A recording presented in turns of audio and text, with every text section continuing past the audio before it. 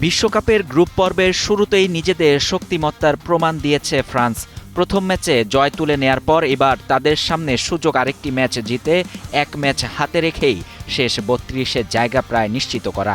আজ রাত ৩টায় ফিলাডেলফিয়ার মঞ্চে গ্রুপ আই এর গুরুত্বপূর্ণ লড়াইয়ে মুখোমুখি হবে ফ্রান্স ও ইরাক।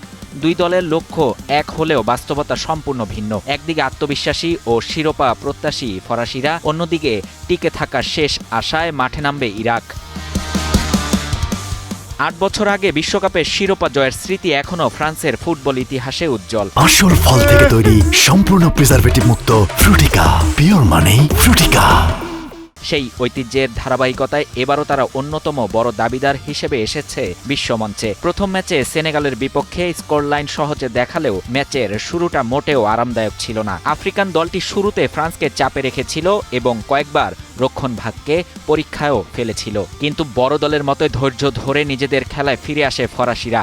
ফরাসি শিবিরের বড় ভরসা হলো আক্রমণে বৈচিত্র্য। শুধু একজন তারকার উপর নির্ভর না করে তারা দুই পাশ দিয়ে দ্রুত আক্রমণ গড়ে তোলে, মাঝ মাঠ থেকে সুযোগ তৈরি করে এবং প্রতিপক্ষের রক্ষণকে ক্রমাগত চাপে রাখে। বিশেষ করে তরুণ খেলোয়াড়দের আত্মবিশ্বাস এবং গতির কারণে প্রতিপক্ষের জন্য পুরো ৯০ মিনিট মনোযোগ ধরে রাখা কঠিন হয়ে পড়ে। অন্যদিকে ইরাকের যাত্রা শুরু হয়েছে হতাশা দিয়ে। প্রথম ম্যাচে নরওয়ের কাছে ৪-১ ব্যবধানে হারের পর তারা এখন কঠিন সমীকরণের মুখে। তবে ফলাফল যতটা একপেশে ছিল, ম্যাচের বড় অংশে ততটা খারাপ খেলেনি ইরাক।